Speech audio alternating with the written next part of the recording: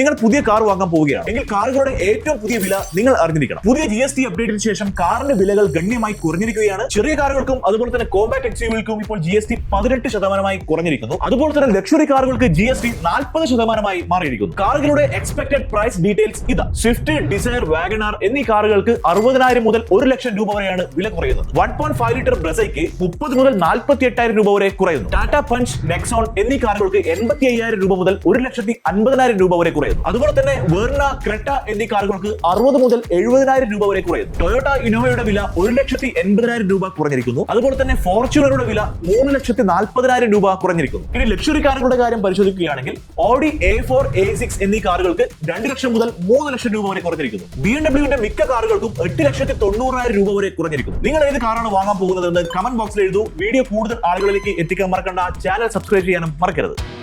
Boss wala. Be the boss.